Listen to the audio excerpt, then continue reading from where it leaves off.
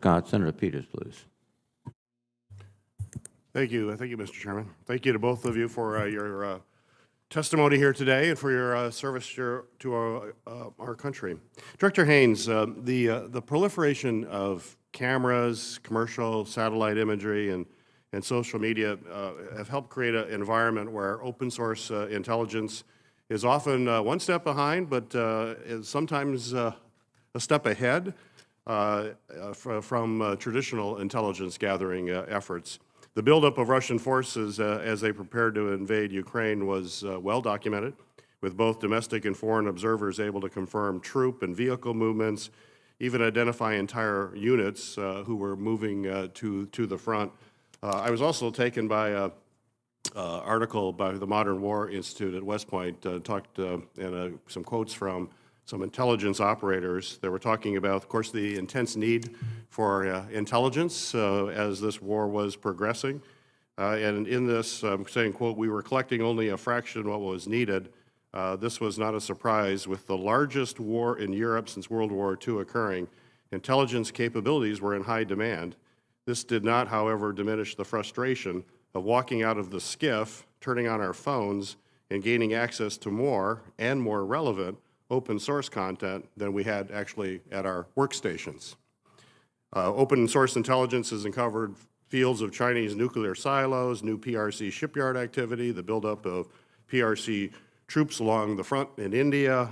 In short, open source intelligence seems to be democratizing the intelligence field, and I want to make sure that we're adequately prepared to harness this activity. So my question for you, and General, if you have comments on this too, is what changes must the IC community make to ensure that the United States is maintaining a strategic advantage in espionage and intelligence gathering, particularly as these new technologies are coming on board and are democratized and our adversaries and others have access to this information as well? How are we thinking this problem set through?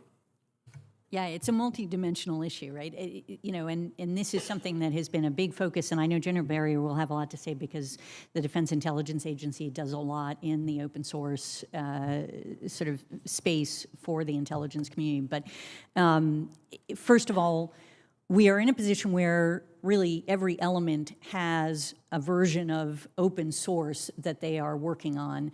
However, we are not in a position where we feel as if the entire intelligence community is leveraging sort of the best of what we can do in this space yet, and that is something that we've been focused on. We've done a study to look at how we can improve our efforts, how we can leverage each other's efforts in this space, and you'll hear from General Barrier about what DIA does, but also how we can invest in it in a way that supports essentially what we collect clandestinely and allow us to bring together the two sources of information so that we can provide a complete picture that is more insightful than what you might get from open source.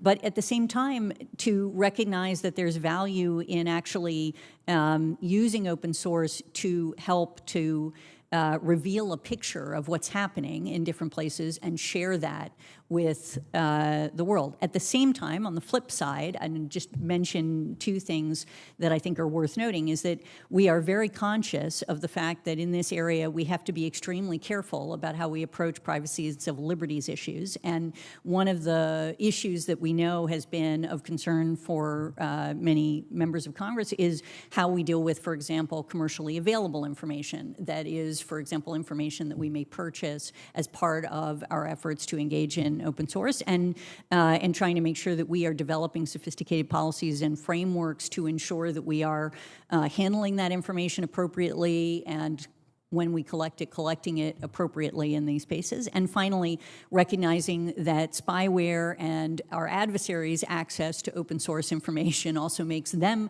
far more sophisticated in their capacity to target and to, from a counterintelligence perspective, affect us. And that's something we're also looking to try to manage and to counter appropriately. Thank you. Limited time, General, but I want to hear your thoughts. Just briefly, Senator, I think open source is kind of the new frontier for the intelligence community, but it's also a bit of a wild, wild west. And so in my role as the Intelligence Enterprise Manager for the Department of Defense on open source, what I have to make sure is that the DoD entities that are doing open source collection and analysis are not getting ripped off from the data sources and how much they pay, that we have the right tools, the right training, the right tradecraft, so that we can go forward to make sure that open source and its richness augments everything that we do on the sensitive side for a more fulsome picture of what's happening out there in the world. I appreciate that question. Thank you. Thank you, General.